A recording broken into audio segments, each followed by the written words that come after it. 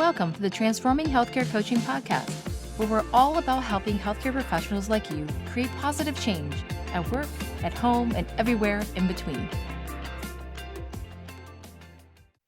So this week, we are here, Jillian and I, talking about giving and receiving feedback, everyone's favorite subject. So thanks so much for joining me today, Jillian. Yeah, absolutely. Glad to be here. So what are the biggest challenges clinicians face when giving or receiving feedback from colleagues in high-pressure clinical environments?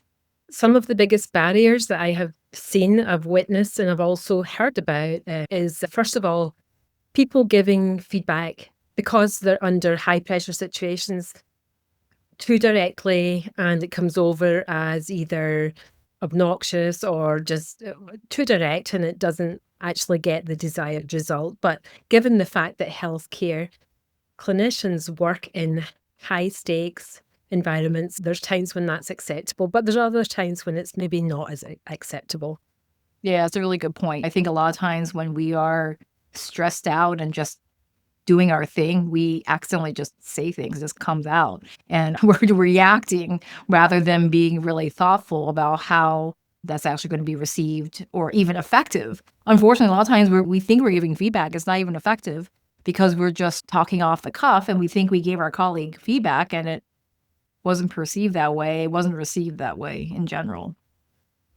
And then the other thing we see a lot of, and it's not just in healthcare, it's across the board, is avoiding giving feedback because it feels uncomfortable and people get intimidated or they get anxious and they just don't give the feedback. So the problems continue to go on until they get to a point where somebody loses their temper or they give the feedback, but they give it in a way that's not constructive. So it doesn't actually help the situation. Yeah, I agree. It's amazing how many people want to just kick the can down the road. And I think we're all responsible in that respect. A lot of times, even for the interprofessional teams, for me as a physician, like it's really awkward because I'm not in the direct supervisory sort of way. And should I say anything? I feel awkward. I also don't want to get the person in trouble. And at the same time, by not speaking up that there's something going on, that we're just complicit. And then becomes an awkward situation where you have to start talking to other people like, does anyone else notice anything too? And see if everyone has objective data to be able to try to give feedback in a non-threatening kind of way. Across professions, I think, is also hard that we often have in the clinical environment. Yeah, for sure. When you've got multidisciplinary teams, absolutely.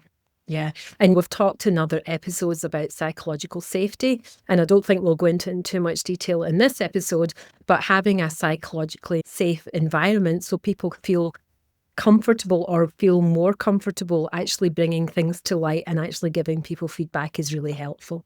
Yeah. And I would say also the other thing that people often tell me is, oh, I just didn't have time. I just ran out of time on this shift.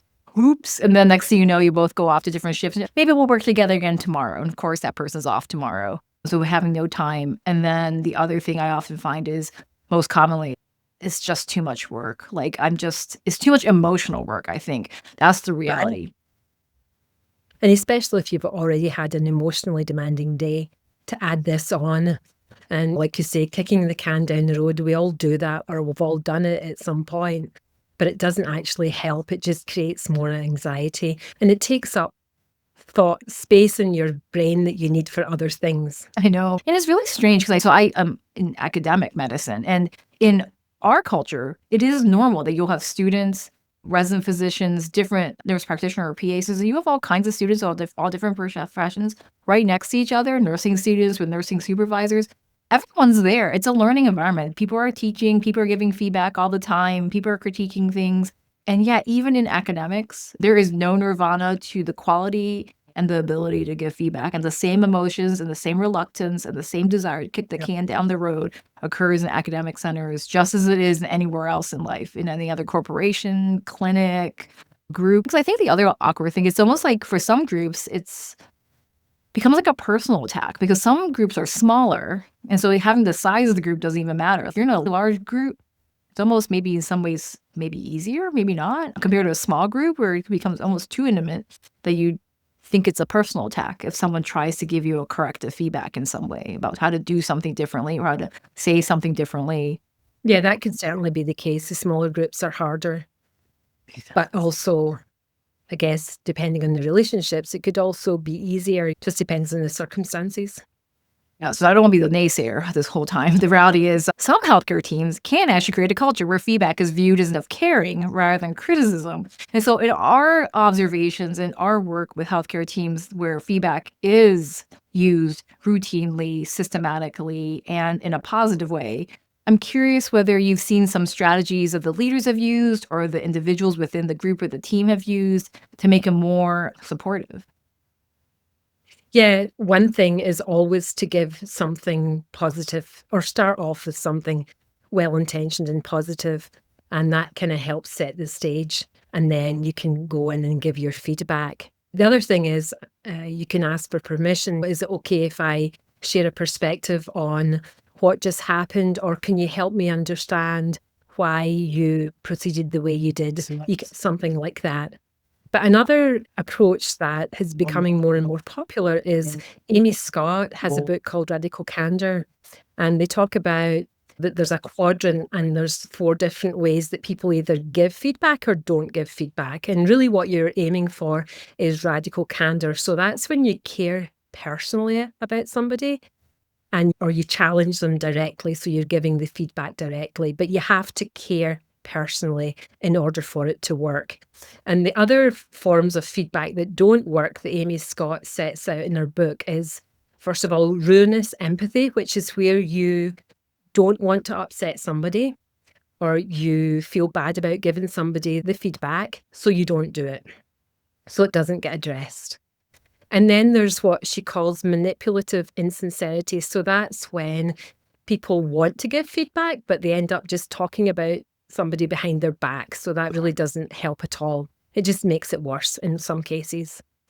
And then you get the obnoxious aggression where somebody gives the feedback, but they come on way too strong.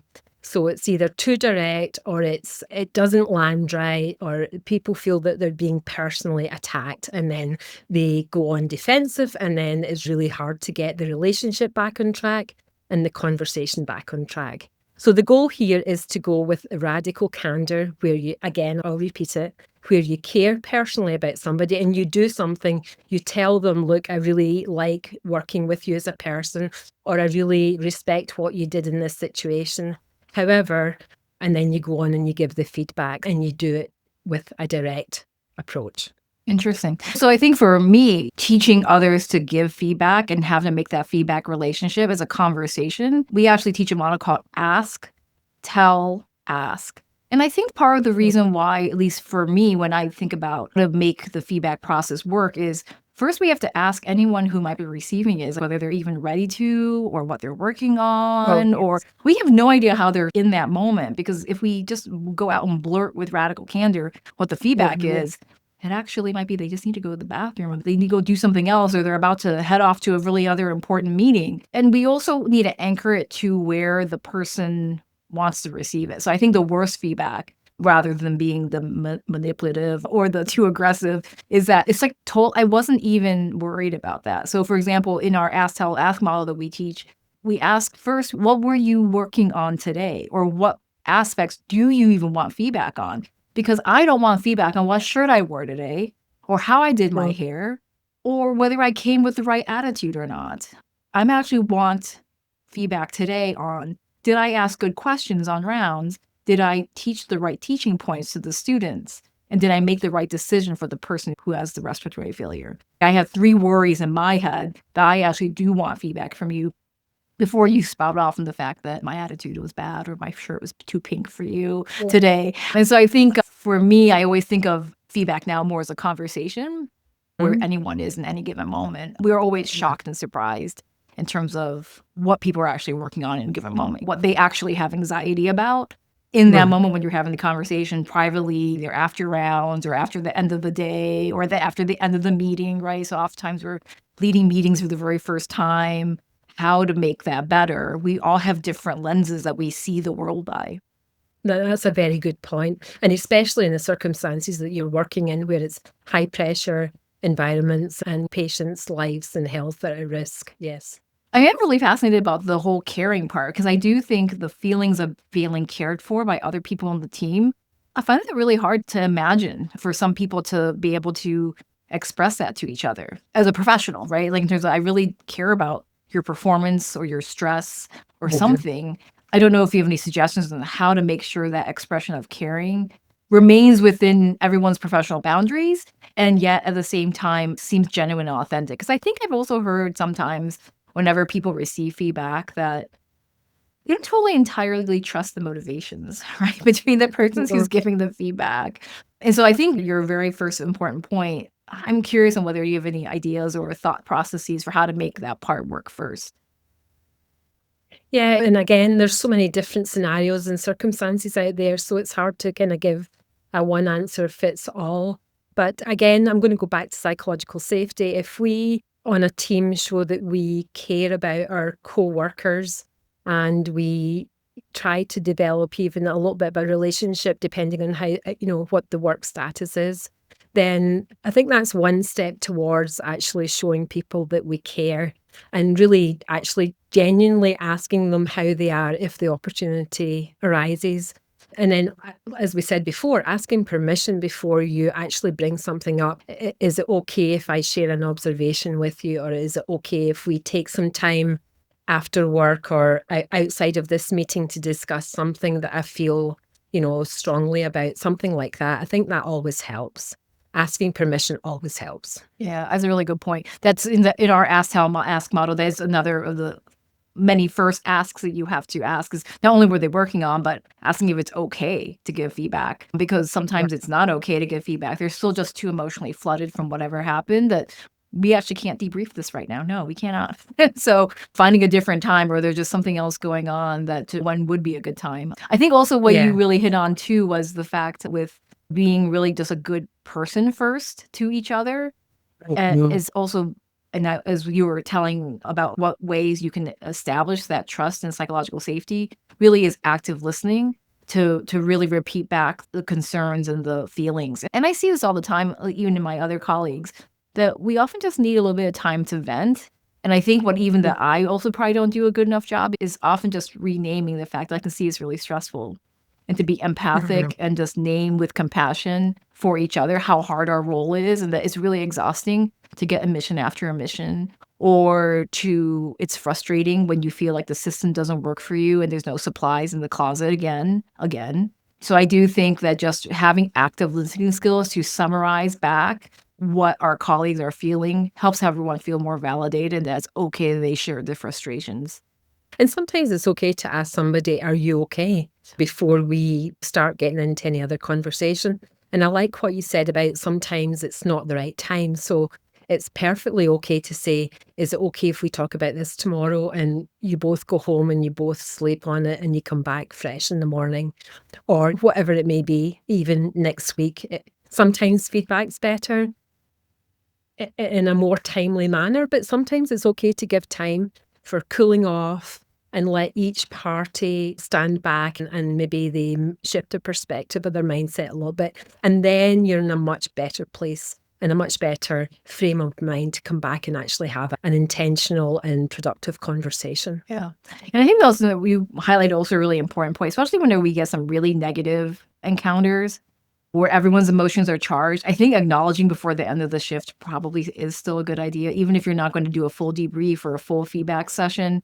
Just acknowledging that this was really hard so that you're not surprised later and blindsided. Because I think that's the other challenge is sometimes people feel like ambushed later where, oh, now there's a meeting with the manager plus everyone who was there at this really terrible event that someone died at. And then we all have to be forced to find a time when it might have been easier if we just acknowledged something by the end of the shift together. So I think the acuity by which you'd have to decide whether you should have a conversation with someone, you should probably just trust that if you're feeling feelings, you might want to go there compared to just bottling it up and pretending it might just go away.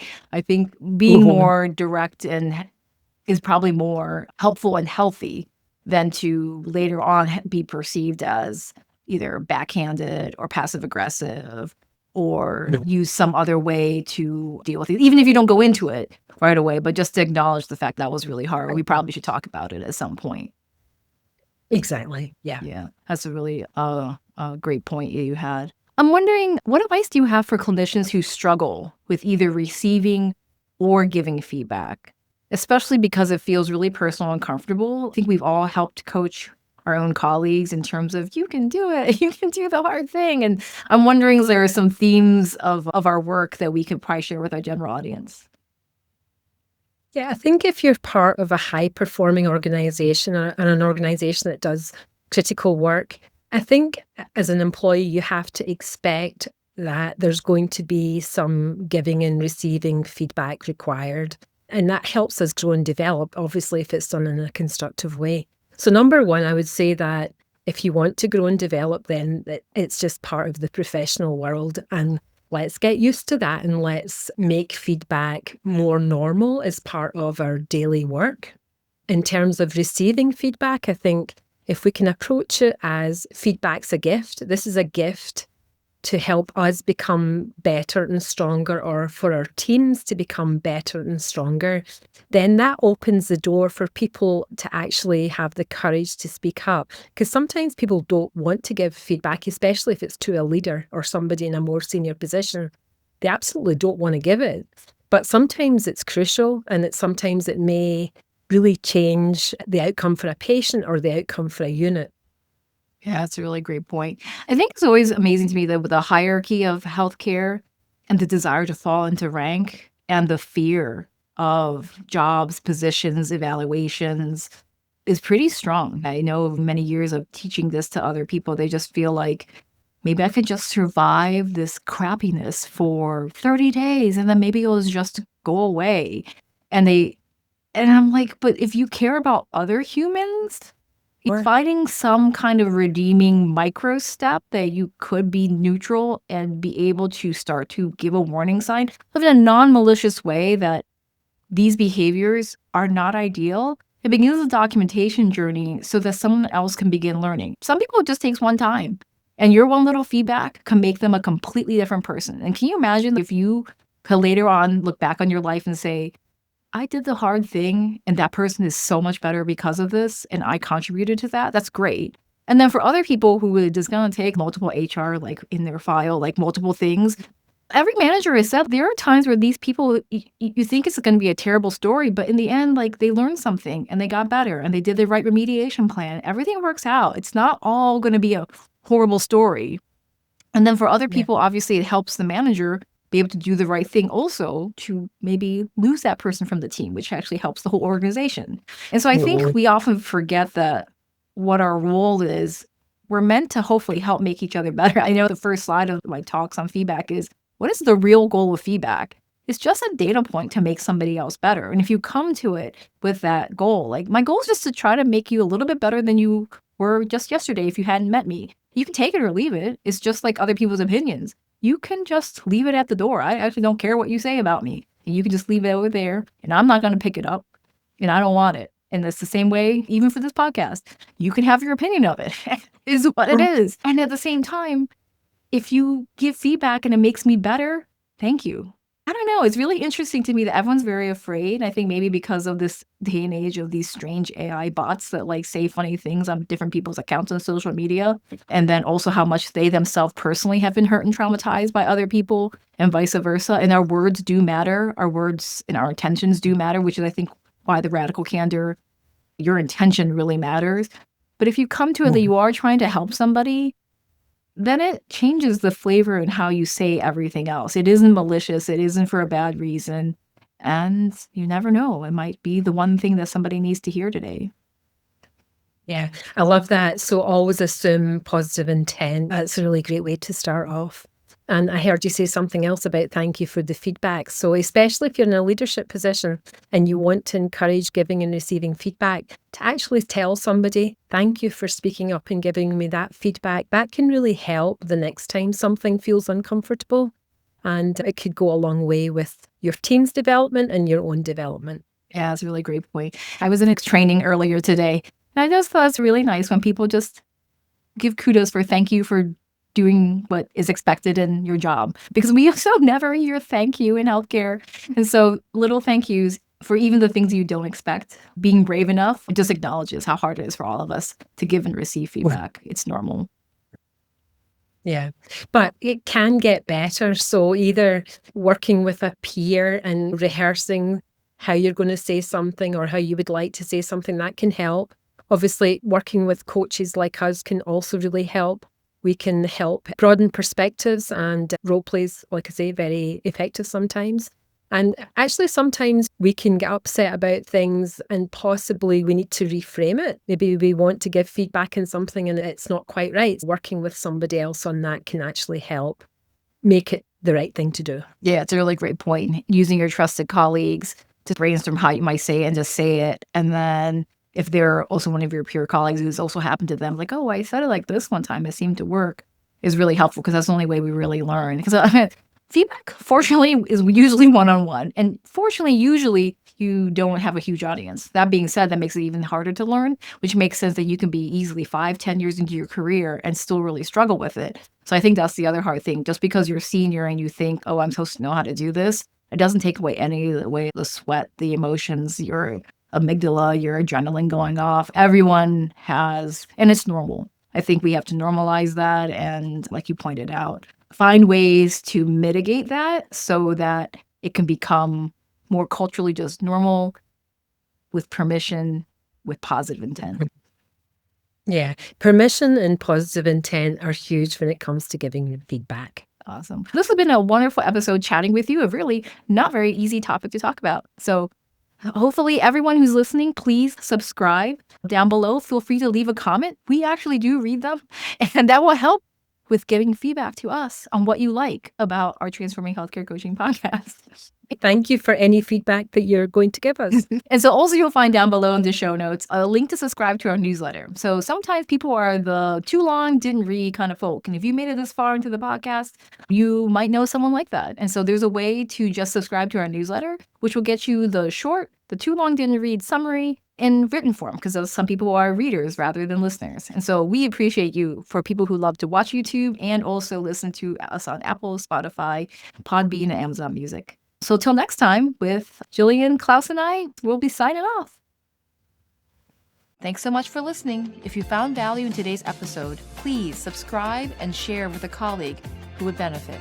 Together, we can transform healthcare one person at a time. Find us anywhere you find your podcasts. Ready to take your healthcare leadership journey to the next level? Book a discovery call, free, at transforminghealthcarecoaching.com to explore our personalized coaching packages designed specifically for healthcare professionals like you.